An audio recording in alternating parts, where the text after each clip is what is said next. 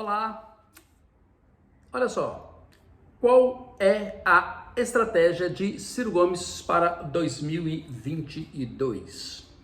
Eu não resisti a recortar e publicar dois trechos da entrevista que ele deu na semana passada para a revista Carta Capital, e em que ele faz o que eu vi até agora de mais redondo raciocínio e argumento para justificar a sua posição estratégica no ano que vem, que tem a ver, pelo que parece, com a dificuldade de explicar por que é que ele resolveu se antagonizar com Lula e não com Bolsonaro. Eu já publiquei um vídeo aqui em que eu falo dessa estratégia, em que ele resolveu se deslocar do centro embolado ali, porque ele viu que o problema não era só Bolsonaro, o problema era só também Lula, e ele não tem nenhuma chance para disputar eleitorado junto com o Lula e nem assumir o lugar do Lula. Ele perdeu espaço quando o Lula retomou seus direitos políticos. Com isso, ele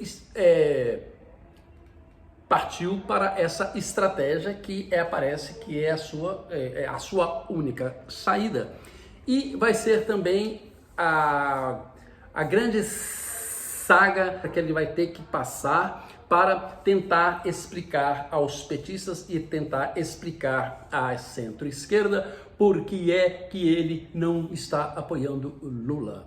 É interessante que, como eu tenho prestado mais atenção nos entrevistadores, nos entrevistados, eu fiquei prestando muita atenção no entrevistador, que é o Glenn Greenwald, aquele inglês que mora no Rio de Janeiro, que liderou o site Intercept Brasil naquela cruzada para desmoralizar a Lava Jato, com provas reais de vazamento de conversas hackeadas.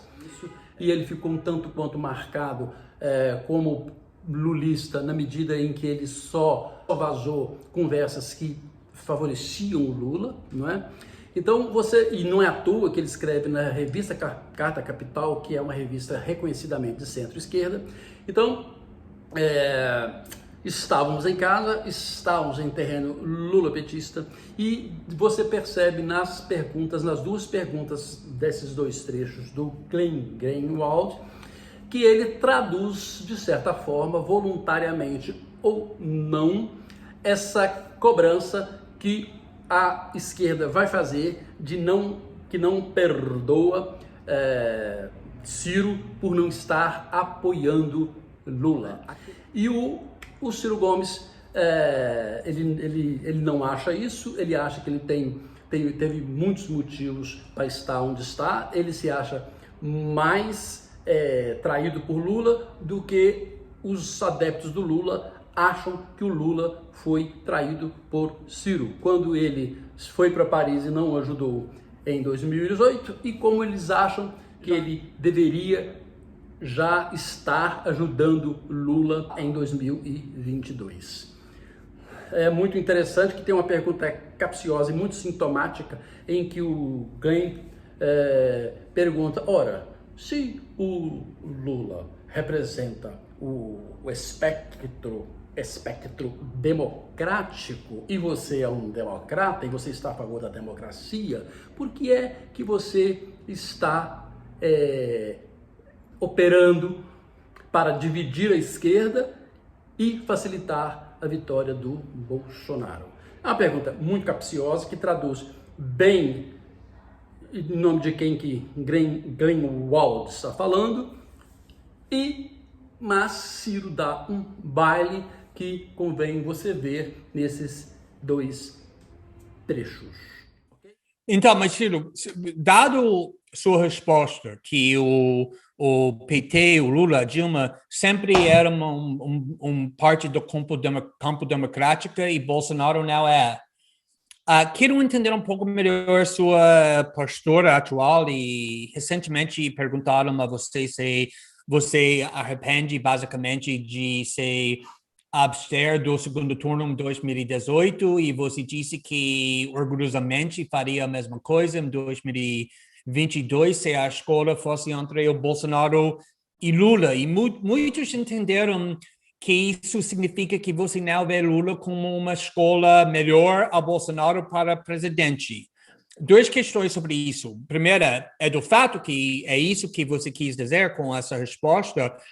E se sim, como isso pode ser justificado se o Bolsonaro é uma ameaça à democracia brasileira, enquanto Lula, sejam todas as falhas e críticas que você acabou de expressar, nunca foi, sempre respeitou as instituições. Isso não significa que, obviamente, se a escola é entre Lula e o Bolsonaro, todo mundo que acredita na democracia tem que apoiar o candidato democrático. Glenn, isso daí é uma falsidade ideológica gravíssima que se comete contra um povo que está muito sofrido e muito machucado. O Brasil está no pior momento social, econômico, de saúde pública da história brasileira. Eu posso sustentar isso com números. São 14 milhões de pessoas desassistidas no desemprego aberto. São 40 milhões de pessoas desassistidas e inconformadas, empurradas para a informalidade. O Brasil tem 5 pessoas, os dedos de uma mão, que acumulam a fortuna equivalente ao que possuem os 100 milhões de brasileiros mais pobres. Né? O país está simplesmente indo para o brejo como nação. E eu não posso aceitar aquilo que está se querendo impor ao povo brasileiro e que está um pouco por trás da sua pergunta, embora seja seu papel fazer essa pergunta. Eu não controlo as manchetes, as intrigas e as futricas da nossa grande mídia, que você também conhece bastante bem como eu. Também não estou me queixando delas. O que eu quero dizer, voltando aqui, é que, neste momento, eu considero que a ameaça à democracia é um delírio do Bolsonaro. É um delírio. E qualquer do povo sabe, e a militância do PT é desonesta, o lulopetista desonesto sabe também, mas não reconhece, que eu sempre estive na primeira linha da luta pela defesa da democracia brasileira, sem voltar atrás em nenhuma ocasião. O exemplo mais prático é que eu estava na luta contra o impeachment de uma presidente que destruiu a economia brasileira, que fraudou as eleições na maior estelionato eleitoral depois do Fernando Henrique, lá na renovação, na reeleição dele, com as mesmas características, e ainda assim eu estava na linha de frente, e o Ceará, onde faço a minha militância, deu 2/3 dos votos contra o impedimento. Quem presidiu o impedimento, que eles chamam de golpe, foi o Renan Calheiros e o Eunício Oliveira. A ambos, o Lula escolheu como aliados no ano seguinte. Então, ninguém vem a me ensinar democracia, muito menos o lulopetismo apodrecido brasileiro.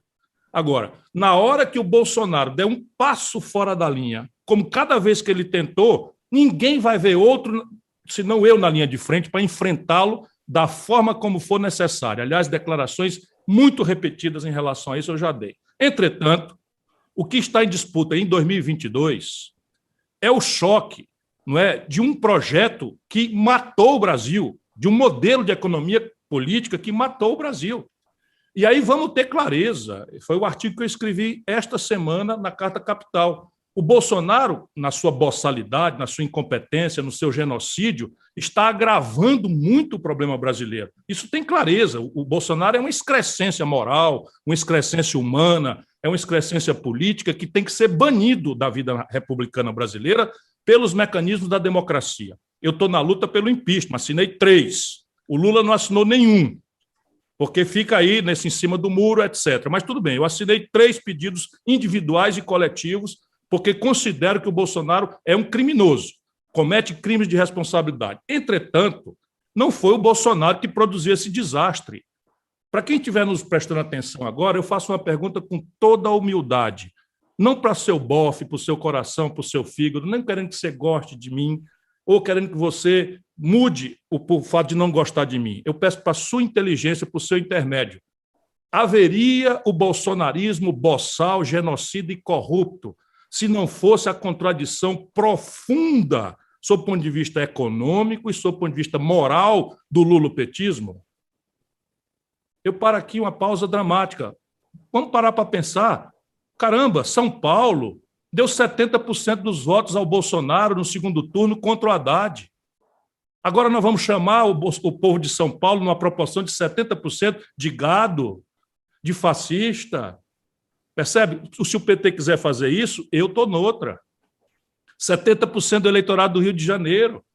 que, aliás, votou no Crivella e votou no Witzel, naquelas eleições, 70% de Minas Gerais. Caramba, a Dilma ganhou do Aécio Neves, governador de Minas Gerais, consagrado na época, ninguém sabia das maluquices que aconteceram depois, ganhou em Minas Gerais, 70% do eleitorado de Minas Gerais votou no Bolsonaro, 70% do eleitorado do Rio Grande do Sul, um dos estados mais politizados do Brasil, e não há nada para a gente pensar, nenhum gesto mínimo de humildade para a gente entender o que aconteceu com o nosso povo, um povo tão generoso, tão trabalhador. Glenn, o povo brasileiro nos deu ao campo progressista ampliado 6 eleições da redemocratização para cá.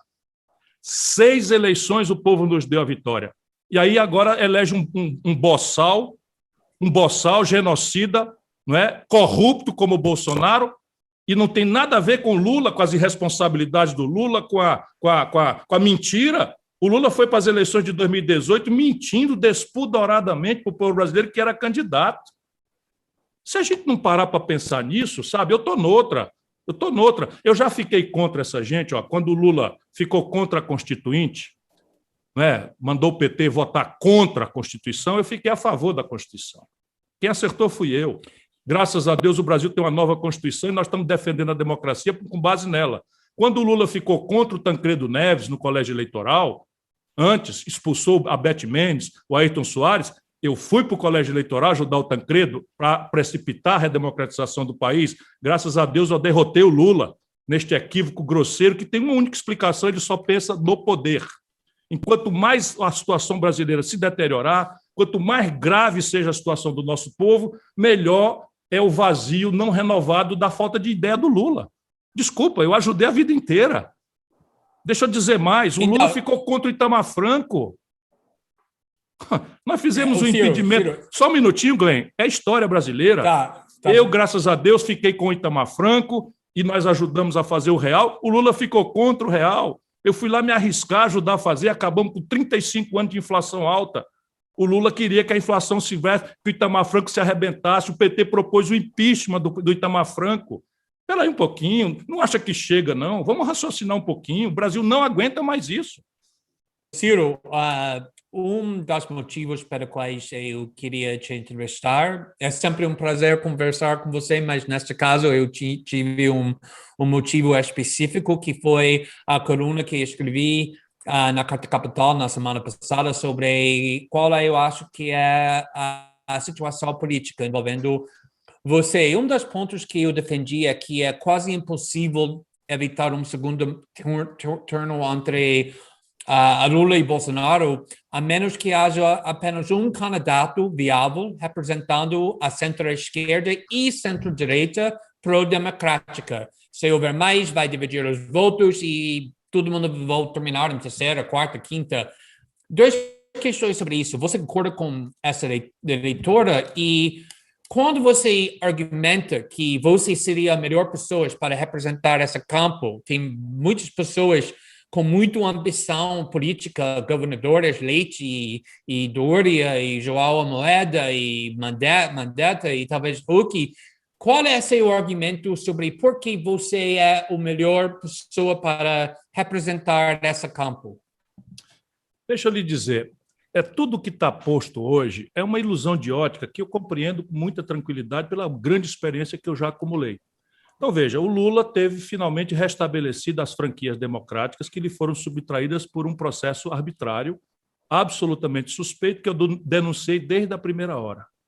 Enquanto alguns petistas de alta graduação diziam que a Lava Jato era uma coisa importante, eu estava dizendo que o Moro era um bandido, que estava fraudando o devido processo legal e me propus a ser solidário, etc., mas não quero lembrar nada disso. Estou só dizendo que eu fiquei feliz, assinei todos os manifestos, todos os apelos, todas as declarações para que o Lula voltasse a ter os seus direitos políticos. Eu tinha uma ilusão, claro que era uma ilusão, porque eu também conheço muito o Lula, né, de que o Lula, uma vez restabelecidas as suas franquias democráticas, ele pudesse ser generoso. E aos 78 anos de idade, 79 anos de idade, sabe, ajudar a construir um ambiente de paz, de pacificação, de reconciliação do país. Não, é o mesmo Lula, não se renova, não compreendeu a sofisticação do que aconteceu com o Brasil, se exime completamente de qualquer responsabilidade, mas, ok, problema do Lula. O que eu acho que vai acontecer é que ele, nesse momento que está acontecendo, é que nesse momento ele está no auge dele. Mídia, não sei o quê, e é justo que esteja no auge dele. Então, ele está ali na faixa dos 30%, depois de ter sido um presidente 2 vezes, enfim, sabe, 86% de popularidade, impôs a nós todos a Dilma por essa popularidade, nós assinamos um cheque em branco para o Lula por conta de tudo isso e deu no que deu. Muito bem. O Bolsonaro já não está mais na frequência dos 25%. Mas vamos supor que também é o momento que ele está aí, no auge dele, está no governo e tal, 25%. Ora, 30 com 25 dá 55, sobra 45 do povo brasileiro. Esse 45 está disperso, não tem liderança ainda e tal. Por que eu me considero, vamos dizer, um legítimo postulante? Eu não acho que seja eu o melhor, quem tem que dizer isso é o nosso povo. O que eu posso dizer é que eu me apresento com a ficha limpa, 40 anos de experiência, governei uma grande cidade, 5ª do Brasil, governei o 8º estado brasileiro, que é Fortaleza e o Ceará, fui ministro da Fazenda, comandei a economia do Brasil, ajudei a fazer o Plano Real, fiz a legislação que garante aos trabalhadores brasileiros participação nos resultados, criei a taxa de juros de longo prazo, a TJLP, que eles revogaram, para separar o juro do Banco Central do juro que financia a infraestrutura e o desenvolvimento industrial do país, eles revogaram tudo isso. Né? Enfim, eu tenho uma passagem como ministro da Integração Nacional no primeiro momento do governo do Lula em que ele não se acertou com os pilantras. Então, veja, eu me preparei, me mantive limpo, nunca respondi por um mal feito moral na minha longa vida pública, nem passei absolvido, tenho ideias claras, não são minhas todas elas, eu tenho colhido a participação de mais de 1.000 militantes qualificados. Hoje tem a melhor militância no Brasil, que é uma juventude que não tem a boca torta de cachimbo, nem está corrompida por esses caudilismos, né, em que o meu predileto pode fazer qualquer aberração e eu perdoo, desculpe e relativizo. Isso está matando o Brasil. Né? Então, enfim, eu quero ser julgado pelo povo. E aí anote aí o que eu estou lhe dizendo. Minha primeira tarefa, vou tirar o Bolsonaro do segundo turno. E aí vou fazer um segundo turno com o Lula, que vai oferecer ao povo brasileiro um debate de alto nível, entre uma volta a um passado idílico, que não é mais praticável, ou uma forte proposta de futuro que empodera o povo, inclusive nas suas responsabilidades, porque eu quero acelerar a qualidade da democracia brasileira, que não pode mais ser a democracia estritamente representativa do século XIX. O mundo inteiro já manda direto ao povo, em tempos digitais, de internet, a deliberação sobre suas questões mais graves, com o apoio do Congresso, com a mediação do Congresso, mas não faz sentido a gente deixar que as grandes e gravíssimas questões da sociedade brasileira sejam resolvidas na base do lobismo, em que o povo pensa 80% para um rumo e 2/3 do Congresso vota no rumo oposto. Então, o problema é da disfuncionalidade da democracia brasileira. Ok? Muito obrigado. Se curtir, por favor, curta, compartilhe e se inscreva no meu canal.